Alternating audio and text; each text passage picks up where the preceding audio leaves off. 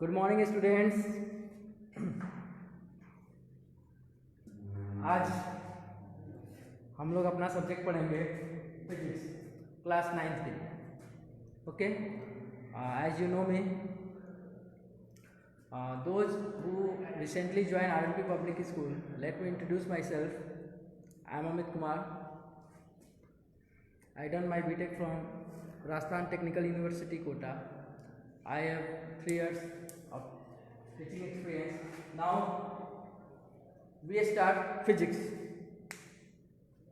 देखिए, सबसे पहले बात करेंगे, बेसिक बात करेंगे फिजिक्स कहाँ से आया, क्या क्या पढ़ना है इसमें, इसकी बात करेंगे आज। देखिए, फिजिक्स जो वर्ड है आपका, ये आया है आपका ग्रीक वर्ड से। ठीक है, ग्रीक वर्ड जिसका मीनिंग होता था नेचर, ग्रीक वर्ड जिसका मीनिंग होता था नेचर, और उसके बाद नेचर से आपका है फिजिक्स। मतलब फिजिक्स का मीनिंग नेचर आप बोल सकते हैं, या नेचुरल फेनोमेनन बोल सकते हैं। जो भी नेचुरल फेनोमेनन हमारे आसपास होते हैं उसमें फिजिक्स होती है, आपको बिल्कुल पता है। कोई भी नेचुरल फेनोमेनन हो रही हो, लाइटनिंग हो गई, हमारे क्लासरूम में जो भी लाइट हमें मिल रहा है वो भी आपका फिजिक्स है। मेरी वॉइस आपके पास पहुंच रही है, वो इसमें भी फिजिक्स है। आप मोबाइल में देख पा रहे हैं, इसमें भी फिजिक्स है। ठीक है, जो भी फेनोमेनन है उसको हम फिजिक्स से क्या कर पाते हैं, डिफाइन कर पाते हैं। बहुत ही अच्छा सब्जेक्ट है और फेवरेट सब्जेक्ट है मेरा भी और आपका भी होगा। ठीक, चलिए इसके बाद बात करते हैं फिजिक्स हम लोग कैसे पढ़ेंगे, क्या स्ट्रैटेजी होगी हम लोग के लिए, 9th क्लास के लिए क्या स्ट्रैटेजी होगी, इस पर हम बात करेंगे। उसके बाद स्टार्ट करेंगे। देखिए, सबसे पहले हम लोग क्या करेंगे, NCERT को कवर करेंगे, या जो मैं क्लास में पढ़ाऊँगा एक दो एग्जाम्पल NCERT का दूंगा, जिससे आपका NCERT क्या हो जाएगा, कंप्लीट हो जाएगा, इसमें कोई डाउट नहीं है। इसके बाद पिछले साल SC वर्मा पढ़ाया था, इस बार भी यही करेंगे। SC वर्मा ही पढ़ाया जाएगा, पूरा एक एक क्वेश्चन आपको बताया जाएगा। आपसे बन रहा हो तो भी बताया जाएगा, नहीं बन रहा हो तो भी बताया जाएगा। ठीक है, इसके अलावा NTSC का problem, national talent search examination का जो भी प्रॉब्लम है वो आपको कराया गया है। पिछले साल जो भी स्टूडेंट थे उनको कराया गया है, आप लोग को भी कराया जाएगा। अब देखिए कब ये लॉकडाउन हटता है, जो भी होगा, जितना भी होगा हम लोग मेहनत करेंगे। 2 क्लास लेना पड़े, 3 क्लास लेना पड़े, जैसा भी होगा, लेकिन बस इतना उम्मीद रखिएगा कि एक लाइन आपको मैं कम नहीं पढ़ाऊँगा। बस आज ऐसे इंट्रोडक्शन है, ये मत सोचिए कि सर कुछ कम पढ़ा दें। जो भी होगा, जैसे भी होगा, ऑनलाइन पढ़ाना पड़े, घर से पढ़ाना पड़े, लेकिन मैं आपको कम नहीं पढ़ाऊँगा। अब देखिए, फिजिक्स में सबसे पहला आपका चैप्टर है वो है मोशन। मोशन के बारे में पढ़ना है सबसे पहला। बहुत ही अच्छा टॉपिक है, मेरा तो फेवरेट है। मोशन है, बहुत ही शानदार टॉपिक है। ऐसा लगेगा कि जैसे जैसे आप पढ़ेंगे लगेगा कि और क्वेश्चन बनाना है, और क्वेश्चन बनाना है, और इसमें हमेशा कुछ नया सीखेंगे। इतना अच्छा आपका टॉपिक है, बहुत मन लगेगा इसमें मोशन में, और पूरा बेसिक से पढ़ेंगे। आपको थोड़ा भी परेशान होने की जरूरत नहीं है। देखिए, मोशन के 3 लॉ होते हैं, उसके बारे में पढ़ेंगे। फिर आपका डिस्टेंस और डिस्प्लेसमेंट के बारे में पढ़ेंगे। एक चीज़ का और ध्यान रखेंगे, मैथमेटिक्स जहाँ आपका यूज होगा वहाँ पे हम लोग मैथमेटिक्स भी पढ़ेंगे। ऐसा मैंने सोचा था कि पहले मैथमेटिक्स पढ़ा दूँ, जो भी इम्पोर्टेंट मैथ्स पढ़ना हो, जैसे आपका ट्रिग्नोमेट्री पढ़ना होगा, ये फ्रेम ऑफ रेफरेंस को समझने के लिए सारी चीज़ें बताई जाएगी। बस आप लोगों को घबराना नहीं है। अब देखिए, अब स्टार्ट करते हैं।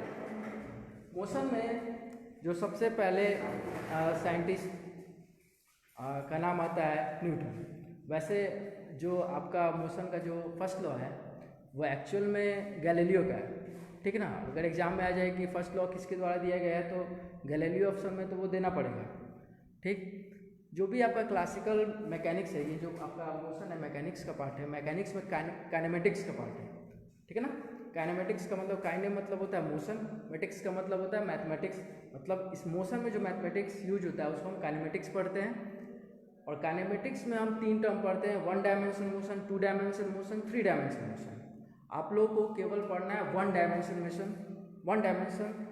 पढ़ना है, 2 डायमेंशन मोशन नहीं पढ़ना है, 3 डायमेंशन मोशन भी आपको नहीं पढ़ना है। 2 डायमेंशन मोशन जैसा आपका हो गया सर्कुलर मोशन, ठीक है, इसमें 2 डायमेंशन का यूज होता है। 3 डायमेंशन का उतना ज़्यादा यूज नहीं होता है, थोड़ा बहुत केमिस्ट्री में यूज होता है। गैस मॉलिक्यूल जिनका जो रैंडमनेस उसमें होता है वहाँ पे हम लोग यूज करते हैं 3 डायमेंशन का। बेसिकली सर्कुलर मोशन में आपको पढ़ाऊँगा तो वो आपका 2 डायमेंशन मोशन है, उसमें मैं आपको बताऊँगा। और स्टार्ट में करूँगा जो आप थोड़ा बहुत मैथमेटिक्स आप पढ़ के आए हैं, क्लास 8 में पढ़ के आए हैं। टॉपिक का नाम होगा डिस्टेंस, स्पीड, डिस्टेंस, टाइम पढ़ा होगा आपने, वहाँ से स्टार्ट करेंगे क्योंकि इतना बेसिक आपको पता होगा, बहुत ही सिंपल फार्मूला है। और वहाँ के बाद फिर आएंगे हम लोग डिस्टेंस, डिस्प्लेसमेंट में, उसके बाद वेलोसिटी, ये सब हम लोग समझेंगे। सबसे मोशन के बाद सेकेंड टॉपिक हम लोग पढ़ेंगे ग्रेविटेशन, ठीक है। ग्रेविटेशन बहुत ही खूबसूरत चैप्टर है, वो हमेशा 2 बॉडी के बीच में अट्रैक्शन की बात बताता है। हमेशा चाहे छोटा बॉडी हो या बड़ा बॉडी हो, उन दोनों के बीच में हमेशा क्या होगा, अट्रैक्शन होगा। फिजिक्स इसलिए मेरा फेवरेट है कि इसमें जो बात बोली गई है वो बिल्कुल सही है, उसको 50 तरीके से नहीं बताया जा सकता है। अगर मैं यहाँ से लिखूँ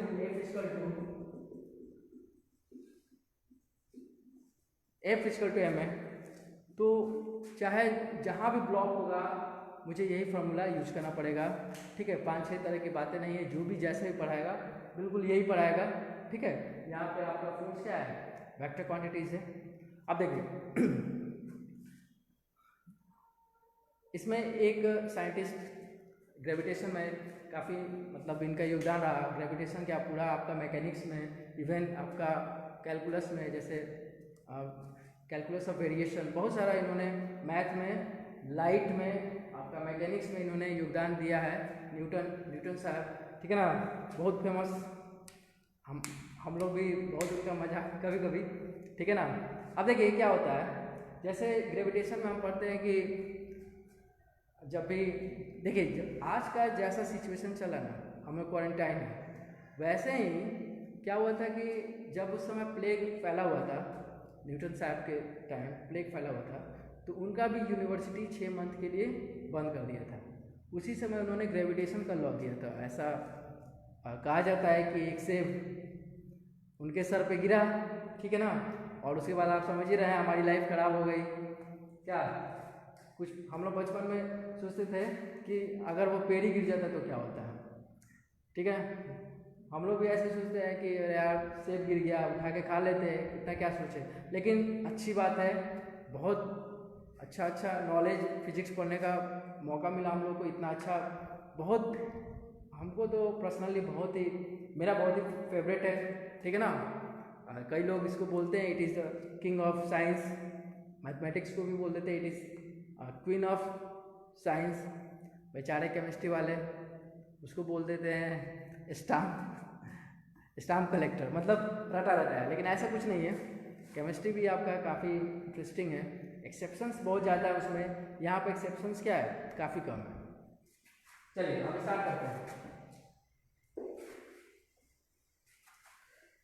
डिस्टेंस और डिस्प्लेसमेंट से स्टार्ट करेंगे, उसके लिए मुझे एक लेक्चर चाहिए। आज केवल इंट्रोडक्शन था, लेकिन 1-2 क्वेश्चन मैं आपको आज करा दे रहा हूँ जो कि बेसिक से रिलेटेड है।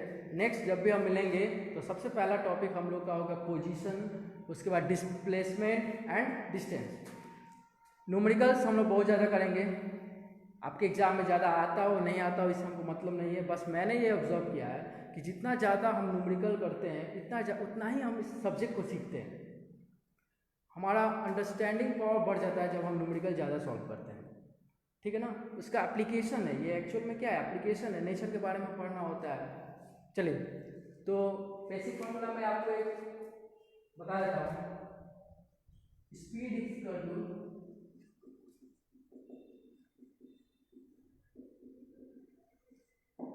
पढ़ा होगा आपने क्लास 8 में, speed equal to distance by time. ये इसलिए मैं करा रहा हूँ कि थोड़ा सा आप इस सब्जेक्ट इस टॉपिक से टच में आ जाए, क्योंकि ये आप बिल्कुल पढ़े हैं, मुझे लग रहा है 6 में भी पढ़े होंगे, 7 में भी पढ़े हैं, 8 में भी पढ़े होंगे, लेकिन मैथ में पढ़ा होगा आपने, इसलिए मैं इसको ले आऊँ। बस एक ही फॉर्मूला है, speed equal to distance by time, ठीक है ना। जो भी आपको निकालना निकाल सकते हैं। मान लीजिए आपको इससे निकालना है, डिस्टेंस निकालना है, अगर इस फॉर्मूला से डिस्टेंस निकालना है तो क्या करेंगे, इस टाइम को कैंसिल आउट करेंगे। ये आपका एक इक्वेशन है, इक्वेशन दिख रहा है ना, दोनों तरफ हम टाइम से मल्टीप्लाई कर देंगे। चलिए कीजिए, s into time equal to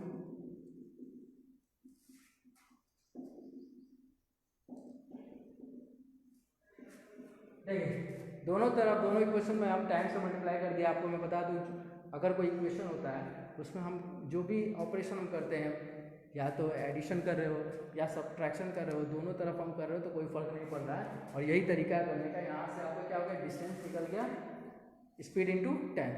अब एक क्वेश्चन मैं आपको लिखवा रहा हूँ, उसको आप लिखिए, मैं बोर्ड पे भी लिख देता हूँ और मैं बोल भी देता हूँ। आपके पास पेन नहीं है तो पेन लेके बैठे।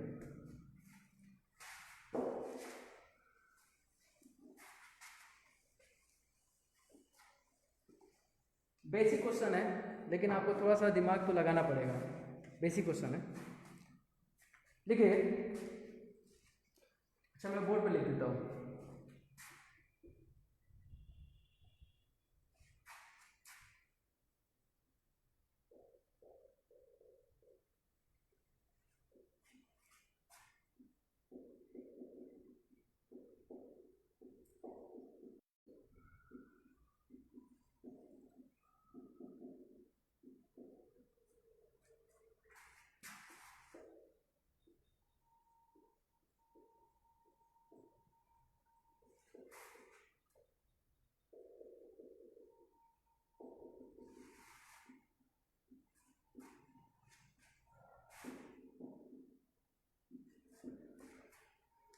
आपको इस क्वेश्चन को सॉल्व करना है, ठीक है ना, क्योंकि जब तक आप खुद से सॉल्व नहीं करेंगे तब तक वो क्वेश्चन आपका नहीं होगा।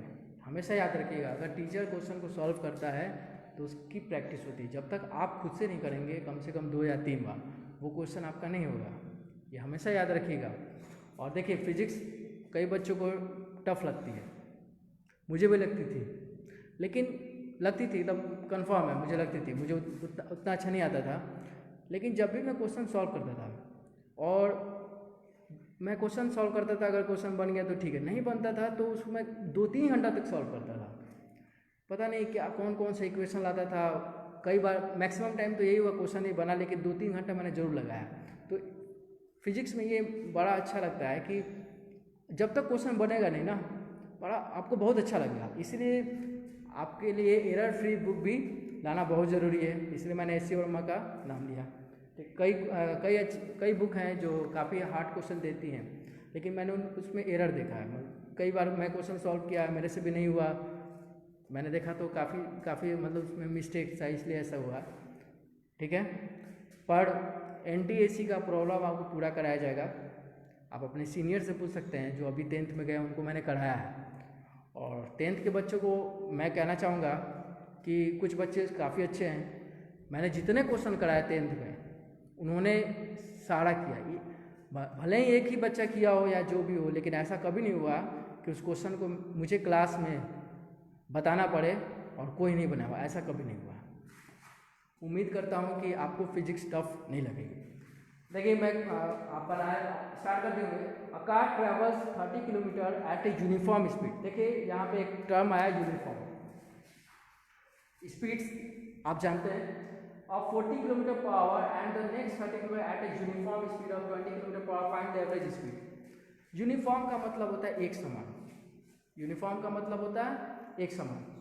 यहाँ पर देखिए, इसको सॉल्व करते हैं। मान लीजिए यहाँ पे एक कार है, question, a car travel 30 kilometre at a uniform speed of, मान लीजिए यहाँ तक 30 किलोमीटर। इस क्वेश्चन को मैं हिंट्स दे रहा हूँ, आपको खुद ही बनाना है।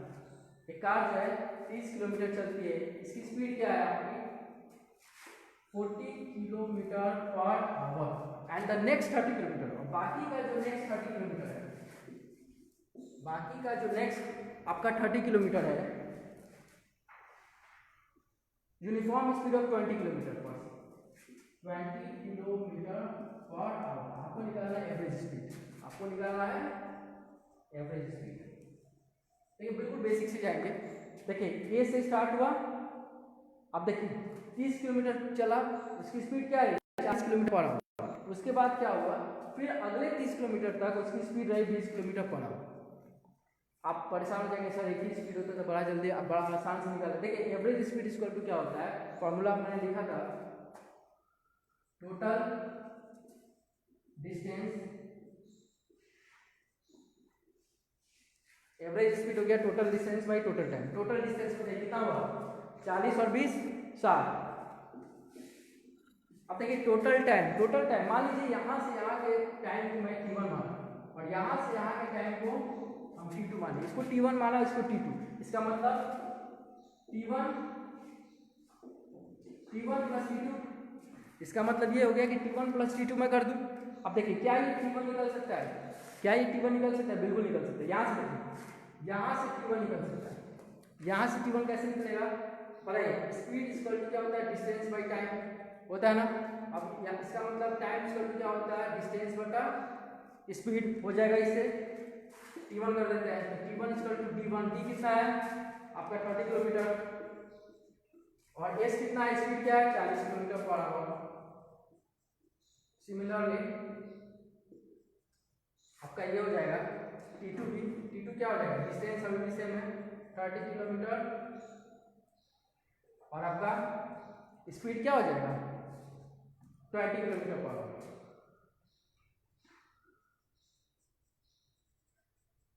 देखिए ये T1 और T2 इसको सॉल्व कीजिएगा, यहाँ पुट कीजिएगा, आपको आंसर मिल जाएगा।